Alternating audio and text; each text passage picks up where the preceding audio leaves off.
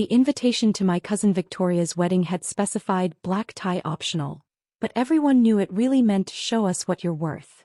I arrived in a simple navy dress I'd owned for 3 years, carrying a modest gift card to their registry. The venue was a restored plantation estate, the kind that cost 6 figures to rent for a weekend. Natalie, you made it.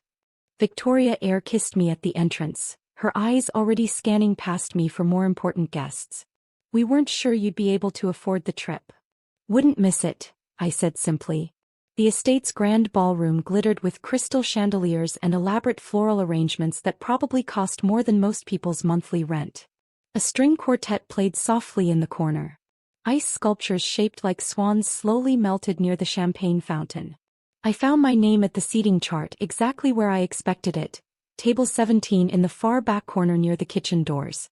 The budget table, as my cousin Emma had called it in the family group chat, thinking I wouldn't see. The table for family members who didn't quite measure up, who needed to be invited but didn't warrant premium placement. My table mates were already seated when I arrived. Great-uncle Harold, who smelled like mothballs and told the same 3 stories on repeat. Second cousin Jennifer, going through her 3rd divorce. Aunt Carol's new boyfriend whose name no one could remember. And my younger cousin David, fresh out of college and already apologizing for not having made it yet. Natalie, David said, brightening when he saw me. Thank God, someone normal. I smiled and took my seat.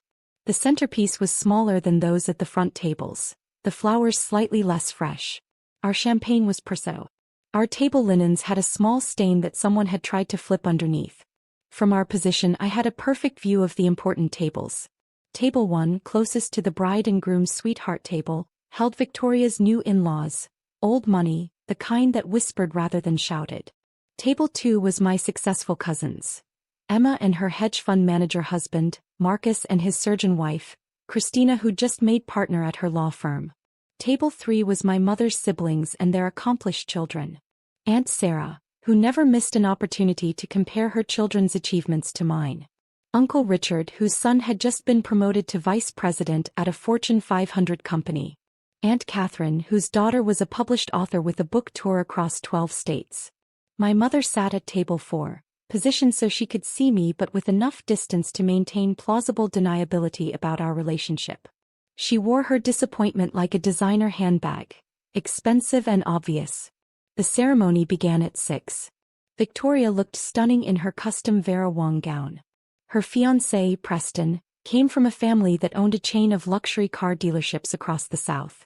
The vows were traditional, the kiss was perfectly timed for photographs, and the recession was exactly long enough to allow the important guests to reach the cocktail hour first. At the cocktail hour, I accepted a glass of Prosecco and examined the elaborate appetizer stations. Oyster bar, sushi station, carving station with prime rib, artisanal cheese display that looked like edible architecture. Natalie, sweetheart, Aunt Sarah descended on me, her smile sharp. How wonderful that you could make it. We know how busy you must be with your little consulting work. It's going well, thank you, I said. Still working from home, I assume? Such a modern arrangement. Though I suppose it saves on professional wardrobe costs. Her eyes swept my 3-year-old dress with practiced assessment.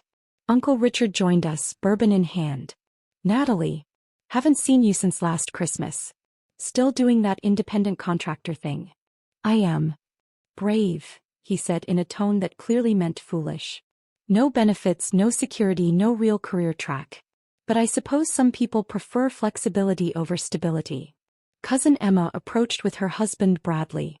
Oh, Natalie. We were just talking about you. Bradley was asking which family members had real careers versus hobbies. Bradley laughed, the sound like ice clinking in an empty glass. Emma explained you do some kind of freelance work? Consulting, is it? Strategic business consulting, I said quietly. How quaint, Aunt Sarah interjected. My neighbor does something similar.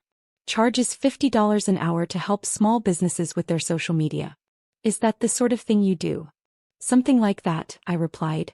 My mother appeared, her smile tight. Natalie, darling, why don't you try the shrimp? It's quite good. Though I suppose you're not used to this level of catering.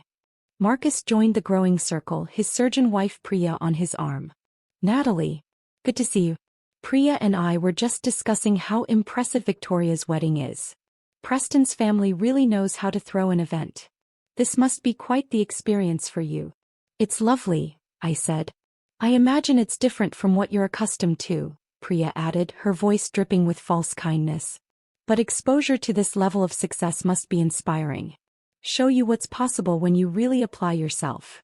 Christina appeared with a champagne flute. Real champagne, not Prosecco. Speaking of success, did everyone hear about my promotion? Senior partner finally. The firm is giving me the corner office and doubling my support staff. Congratulations erupted around the circle. Aunt Sarah beamed. Uncle Richard raised his bourbon in toast. My mother's face lit up with the kind of pride I'd never seen directed at me. That's real achievement, Uncle Richard declared. Partnership at 39. That's the kind of success we value in this family. Not everyone can reach those heights, Aunt Sarah said, glancing at me.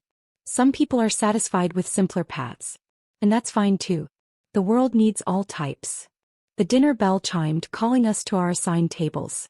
I returned to table 17, where Great-Uncle Harold was already halfway through his first story. The salad course arrived. Baby greens with vinaigrette for us, while I could see the front tables receiving arugula with pear, candied walnuts and gorgonzola. From my seat I watched the important tables. Watched Aunt Sarah hold court, describing Christina's promotion in elaborate detail. Watched Emma show off photographs of her new summer home in the Hamptons. Watched Marcus discuss his latest research paper that was under review at a prestigious medical journal. My mother kept glancing back at me, her expression a mixture of pity and embarrassment. The main course arrived. Our table received chicken. Slightly dry, clearly from the first batch that had been sitting too long. The premium tables got filet mignon and lobster tail. The contrast wasn't subtle. They really put us in the overflow section, David muttered. Might as well have seated us in the parking lot. After dinner the toasts began. Victoria's father spoke about legacy and family tradition. Preston's father discussed the importance of building wealth across generations. The best man made jokes about Preston's six-figure salary and his collection of luxury watches. Then came the family tributes. Aunt Sarah stood, microphone in hand, and proceeded to list every achievement of every successful family member, lingering especially long on Christina's partnership and Emma's real estate investments. Our family, she concluded, has always valued excellence, ambition, and real measurable success. We're so proud of all our high achievers. Her eyes swept past table 17 like we were furniture. The dancing started. I stayed seated watching couples fill the floor. Victoria danced with her father, then Preston, then began circulating through the important guests. She didn't make it to the back tables. Emma appeared at my table, slightly drunk, her smile predatory. Natalie. Having fun back here in budget seating? She laughed loudly. I told Victoria we should have had a kids' table too, for the family members who haven't quite grown up career-wise. Emma, David said quietly, that's not. Oh, don't be sensitive, Emma waved him off. Natalie knows I'm teasing. We're all family here. Some of us just happen to work harder and aim higher. She gestured vaguely at my dress. But there's dignity in simplicity, right? Not everyone needs designer labels and career prestige. She walked away, laughing at her own wit. Aunt Catherine approached next, her daughter Lauren in tow. Natalie, dear, Lauren just signed a contract for her second book. A major publisher, six-figure advance, book tour across 3 countries. Congratulations, I said to Lauren. Thanks, Lauren said not unkindly. What are you working on these days? Various consulting projects, I said. How nice, Aunt Catherine interjected. Those little freelance gigs. Very flexible, I'm sure. Lauren's schedule is so demanding with her book launches and literary festival appearances, she barely has time for anything else. Real success requires real dedication. My mother joined them, martini in hand. Natalie, are you having a good time? I know this isn't quite your usual environment. It's fine, Mom. I just wish. She trailed off, her eyes emotional. I wish you'd given yourself more opportunities. Look at your cousins. Real careers, real achievements, real respect.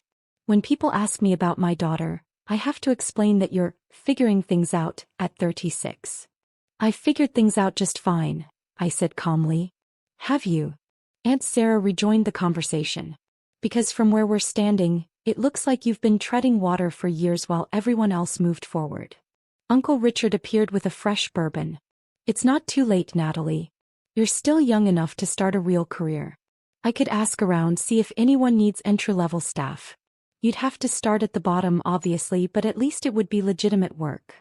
I appreciate the offer, I said, but I'm content with my current path. Content, my mother repeated sadly. That's the problem. You're content with mediocrity while your cousins chase excellence. The speeches continued. More toasts, more tributes to success and achievement and the importance of marrying well and building empires and leaving legacies. Each word felt designed to emphasize the divide between the important tables and Table 17. Victoria's new mother-in-law gave a speech about the importance of surrounding yourself with excellence. You become like the 5 people you spend the most time with, she declared. Choose successful people and you'll become successful. Choose mediocrity and, well... She didn't finish the sentence. Didn't need to. At 9 o'clock, Victoria announced a special surprise. Preston and I wanted to do something different for our wedding entertainment, she said, her voice amplified through the sound system. We're going to stream the International Business Leadership Awards live. Preston's father is receiving a Lifetime Achievement Award, and we thought it would be wonderful to share this moment with all of you. Applause rippled through the room. Clearly, most of the important guests already knew about this. A massive projection screen descended from the ceiling. The lights dimmed. The awards ceremony livestream began, showing an elegant ballroom in New York City filled with people in formal attire. The ceremony opened with a montage of past winners. CEOs of major corporations. Founders of billion-dollar startups.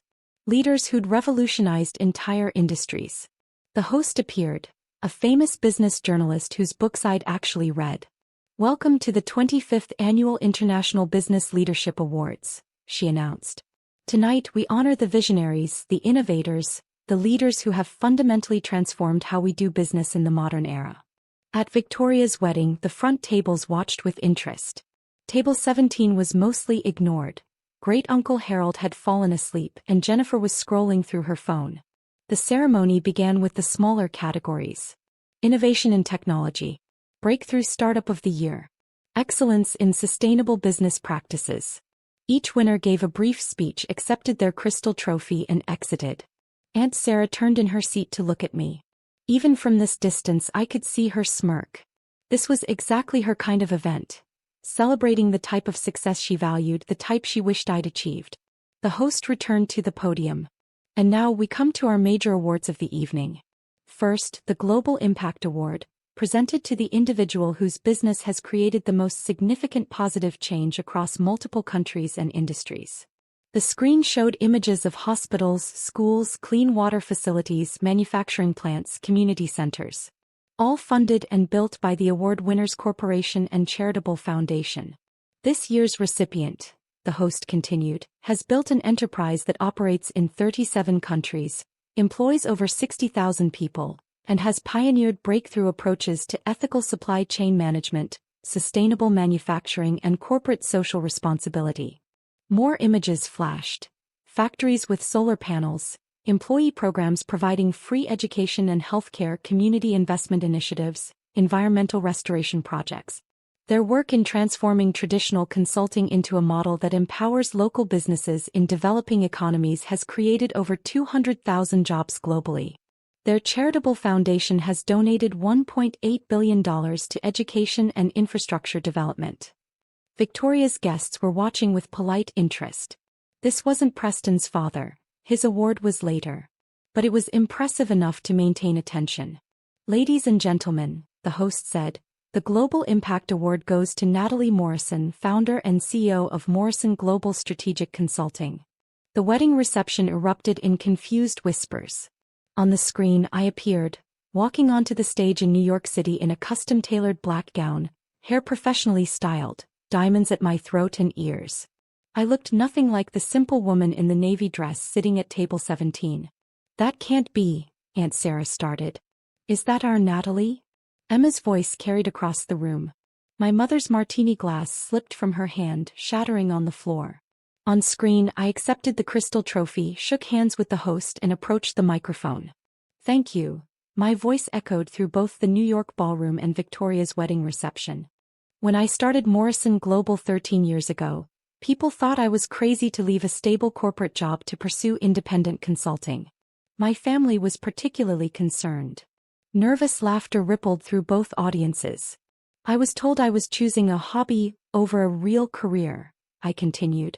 That freelancing was just a temporary phase. That I needed security, benefits, a traditional path. But I saw something different. I saw an opportunity to revolutionize how businesses approach strategic consulting, particularly in emerging markets. The screen showed graphs of exponential growth, maps of global expansion, photographs of the lives changed by Morrison Global's work. Today, Morrison Global operates in 37 countries with offices in 23 major cities. We employ 63,000 consultants, analysts, and support staff.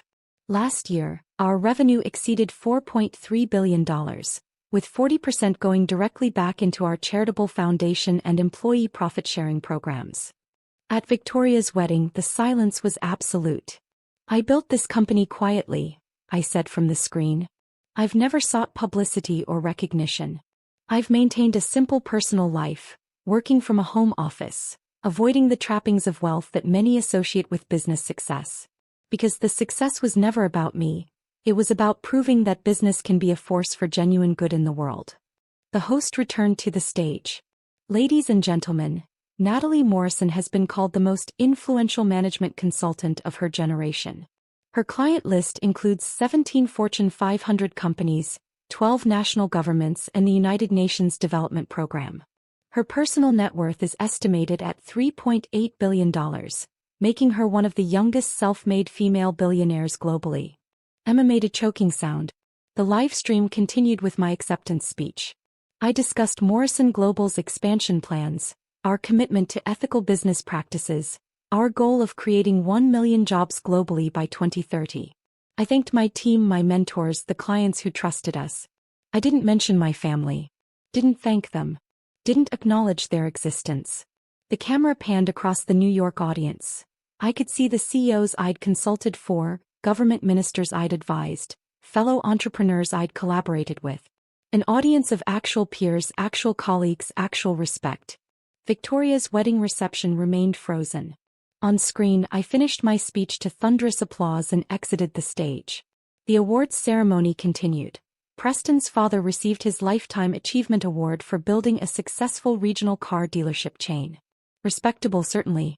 But after my segment, it felt almost quaint. Local success versus global impact. Millions versus billions. When the live stream ended and the lights came back up, Victoria stood at her microphone, face pale. I didn't know, she stammered. Natalie never said. Every head in the room turned to look at table 17. Great-Uncle Harold had woken up during the commotion. Did I miss something? He asked. The silence broke like a dam bursting. Aunt Sarah stood abruptly, her chair scraping loudly. This is impossible. Natalie, you're a freelance consultant. You work from home. You drive a 10-year-old Honda. I do, I confirmed calmly. I like that car. It's reliable. My mother was crying, actual tears streaming down her face. You let us think. All these years, we thought you were struggling. You assumed I was struggling, I corrected. I never said I was. Emma appeared at my table, her face a mottled red. You own a multi-billion-dollar company? You employ 60,000 people? And you sat here while I mocked you? You seem to be enjoying yourself, I said. Uncle Richard's bourbon sat forgotten as he pulled out his phone, frantically Googling. Morrison Global Strategic Consulting. Oh my God. Oh my God. Real. Natalie, you're on the Forbes billionaire list. Number 743. You're worth $3.8 billion. The estimate is slightly high, I said. It's closer to 3.6 after the latest charitable donations. Christina had gone pale. You work with Fortune 500 companies. Your client list. These are the biggest corporations in the world. They have interesting challenges, I said. I enjoy solving complex problems. Marcus was reading from his phone, his voice shaking. You advised the UN on their sustainable development programs. You consulted for the World Bank. Natalie, you've met with heads of state. 12 heads of state, I clarified. 13 if you count the Secretary General, though technically that's not a state. Aunt Catherine looked like she might faint. Lauren's book deal, her 6-figure advance, is wonderful, I said sincerely. Writing is hard work. She should be proud. But you just won an award in front of thousands of business leaders, Aunt Catherine continued. You're wearing a gown that probably costs more than my 3-year-old navy dress? I suggested. Yes. I have appropriate attire for business functions. I just don't wear it to family events. Victoria had descended from the head table, Preston trailing behind her looking confused. Natalie, I seated you at table 17. I put you in the back. Near the kitchen. I noticed, I said. But you're more successful than everyone here combined. You should have been at the head table. You should have been honored, featured, celebrated. Should I have been? I asked. What changed between 6 hours ago and now? We didn't know. Victoria protested. Exactly, I said. You didn't know. You assumed. You judged. You seated me according to what you perceived as my value, not according to my relationship to you. My mother was at my side now, gripping my arm. Why didn't you tell us? Why did you let us treat you like a failure? Did I let you treat me like a failure? I asked gently. Or did you choose to treat me that way regardless of my actual success? Priya spoke up, her surgeon's composure cracking. But your LinkedIn profile says independent consultant. No company name, no details. I value privacy, I said. Morrison Global's clients know who I am. That's sufficient. Emma was still reading from her phone, her voice rising with each sentence. You've written 3 books on strategic business transformation. You lecture at Harvard Business School. You're on the board of directors for 6 major corporations. Natalie, you're famous. In business circles, you're genuinely famous. In certain circles, I agreed. I prefer to keep my professional life separate from my personal life. Bradley, Emma's husband, had found a video of me delivering a keynote at a major conference.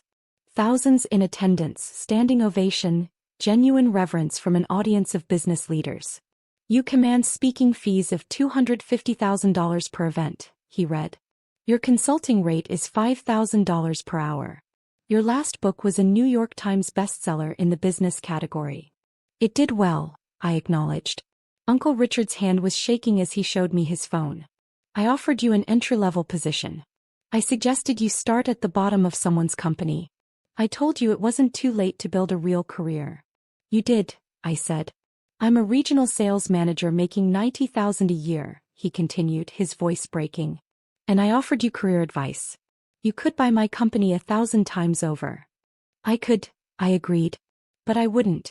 It's not strategically aligned with Morrison Global's core competencies. Aunt Sarah sank into a chair at my table, uninvited. When you said you were a consultant, I thought you helped small businesses with their Facebook pages or something. I understand the confusion, I said.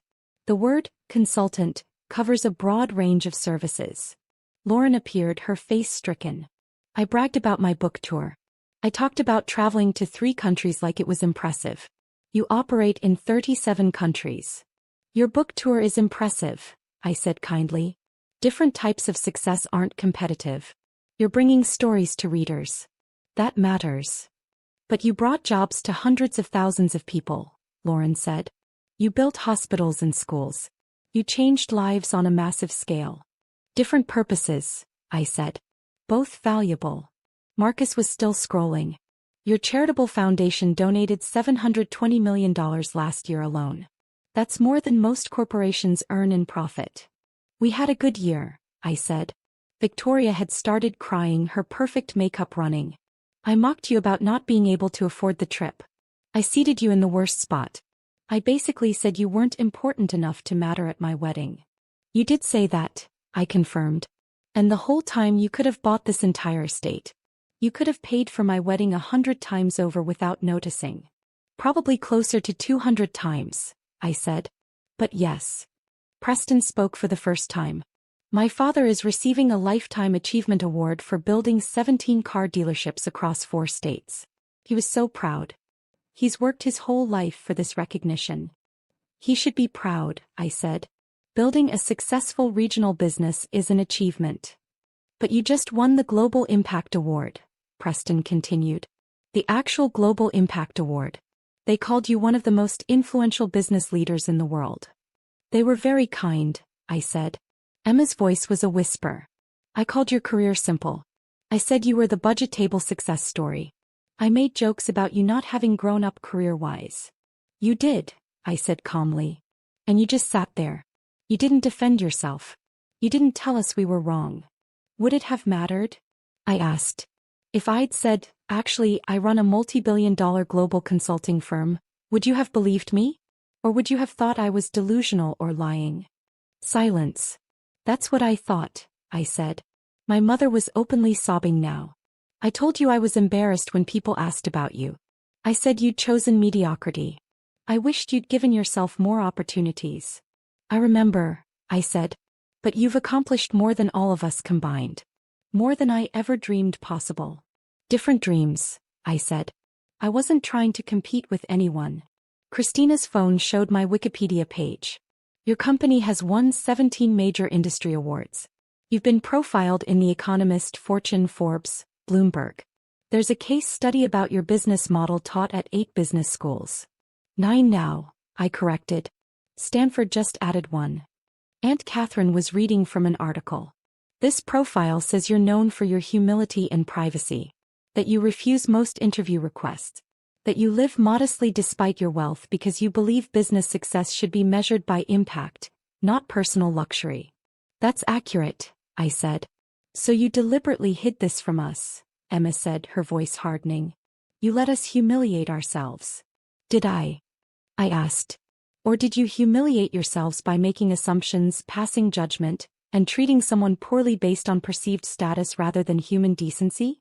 Uncle Richard stood up, trying to recover some dignity. Natalie, I think we all said some things tonight that we regret. In our defense, you were very secretive about your success. Was I secretive? I asked. Or was I simply living my life while you all created narratives about my failure without ever asking a single genuine question about my work? That's not fair, Aunt Sarah protested. Isn't it? In 13 years, how many of you ever asked me about my business? Not in a mocking way, not in a pitying way, but with genuine interest. No one answered. When I mentioned consulting projects, who asked what kind of projects? When I talked about traveling for work, who asked where I was going or why? When I worked from home, who considered that maybe I was running something significant rather than just freelancing? More silence. You all created a story about my life based on your assumptions and never questioned whether it was true. You seated me at the budget table literally and figuratively, without ever considering that maybe I didn't fit your narrative. Victoria's voice was small. What do we do now? I stood, smoothing my simple navy dress. You do whatever you want. You can feel embarrassed, ashamed, angry. You can reach out, apologize, try to rebuild relationships. You can pretend tonight didn't happen. That's your choice. And what will you do? My mother asked desperately. The same thing I've been doing, I said. Tomorrow, I'm flying to Geneva for meetings with the International Trade Organization. Next week, I'm in Singapore opening our new Southeast Asian headquarters. I have a company to run, clients to serve, employees counting on me. Will we see you again? Aunt Sarah asked, her voice cracking. I don't know, I said honestly.